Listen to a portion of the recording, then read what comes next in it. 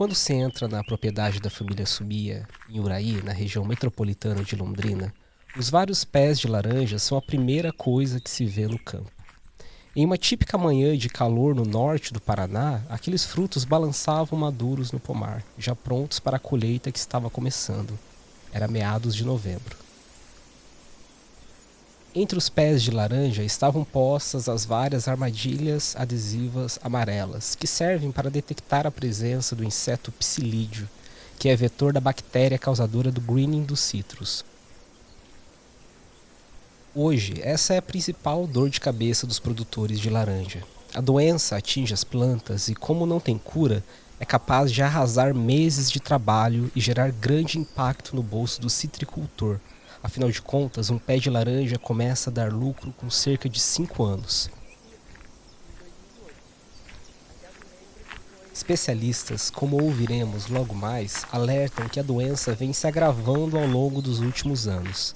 É por isso que o manejo do greening depende de uma série de cuidados, como os que observamos na propriedade de Uraí, de Ryuji e Wanda Sumia. Porque na época o grãos não estava viável, nós como pequeno produtor estava difícil e a gente foi para uma outra alternativa, que era no caso a laranja. O casal planta laranja há cerca de 15 anos e tem encontrado na citricultura novos caminhos para a prosperidade. Wanda lembra que o plantio do primeiro pomar terminou na véspera do Natal de 2008.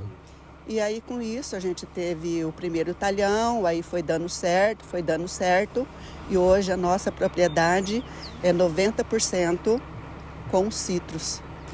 E graças a Deus está tendo resultado. A preocupação com o greening parece estar presente no dia a dia dos produtores de citros. É quase como um inimigo invisível que paira pelos campos. Quando se percebe, as folhas estão amareladas, os frutos deformados e a planta fica debilitada. O greening entra assim bastante quando a planta está nova e começa aqueles brotinhos novos. Aí é hora, você tem que ficar em cima porque ele vem com força. Então você tem que batalhar bastante e cuidar. E depois a gente vai mantendo, e fazendo os controles. Ryuji é um agricultor experiente. Dos seus 80 anos, ele vive há 74 no sítio da família. Entre as várias culturas que ele já plantou no solo de Uraí, a laranja é o que está dando melhores resultados. A laranja que é o futuro para vocês? Olha, a gente está pelejando. Tá pelejando. Então, não sabe, mas e gente já vem mexendo com já nós mexemos com algodão, café e essas coisas. Por enquanto, o que está dando mais resultado é a laranja, por enquanto. E o senhor gosta de comer laranja? Não, eu não chupo laranja. Não? Não, porque a gente anda no pomar direto, né? De vez em quando tem um laranja com problema, a gente pega canivete e experimenta abrir, né? Qual o problema que está dentro. Mas comer assim no dia a dia o senhor não gosta? Não. O casal de agricultores de Uraí é cooperado da Integrada, cooperativa que tem feito um trabalho de conscientização contra o greening. Um exemplo disso é a campanha Combate ao Greening, a hora é agora. Wellington Furlanetti, que é gerente técnico da Integrada, diz que existem formas de conter o avanço da doença. Muito importante que o citricultor ele busque técnicas preventivas realmente para diminuir, ou postergar aí a longevidade do seu pomar. Então, acho que o uso de mudas sadias, no viveiro certificado, muda de qualidade, começa por aí, desde a implantação do pomar. O uso de quebra-ventos também se fazem indispensáveis para evitar a vinda de pragas, de outras áreas para dentro do pomar. Nós temos outras ferramentas, como o controle químico. Hoje temos várias moléculas registradas no Ministério da Agricultura para controle do inseto vetor, que é o psilídeo. E nós temos também, fazemos uso de armadilhas para acompanhamento, monitoramento da população do inseto vetor.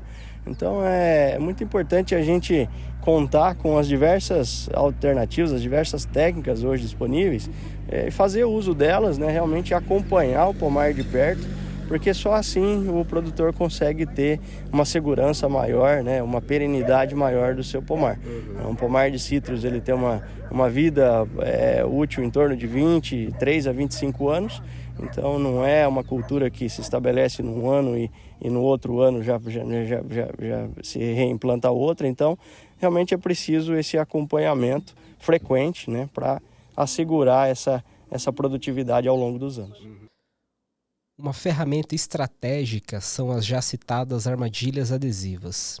Com elas são identificadas as populações de psilídeo na propriedade.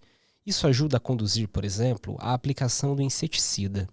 Mas o controle biológico através da tamaríxia, uma espécie de vespinha, tem ganhado cada vez mais destaque. O pesquisador Rui Leite, do IDR Paraná, conta que no laboratório do Instituto são produzidas cerca de 150 mil tamaríxias todos os meses, que são distribuídas para as empresas parceiras da região, como é o caso da Integrada.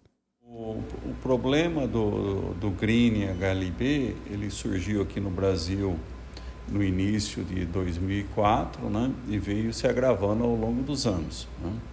Então tem várias medidas aí de prevenção e controle, e uma delas é o controle biológico do inseto vetor da bactéria que causa o Green ou HLB, que é o psilídeo, né?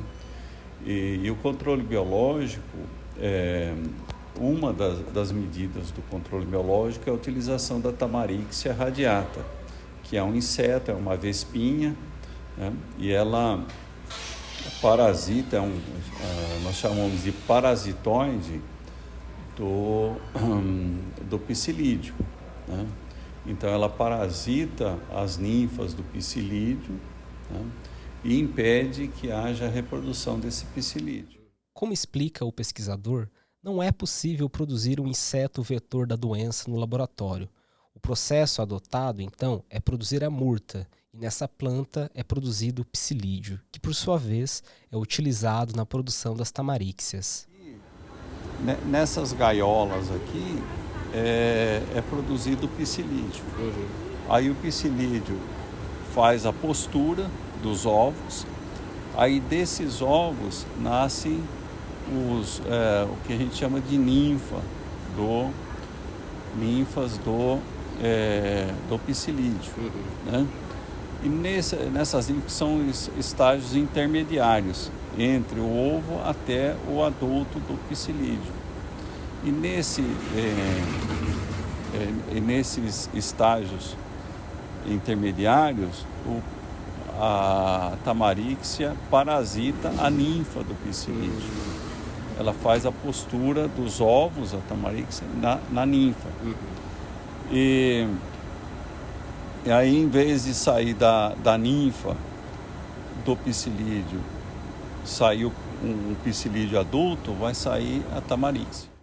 O efeito devastador do greening na citricultura tem mobilizado produtores, empresas e pesquisadores, como é o caso de Rui Leite, que cita a experiência do estado da Flórida, nos Estados Unidos, que produzia cerca de 300 milhões de caixas de laranja por ano, e após a doença não produz mais do que 16 milhões.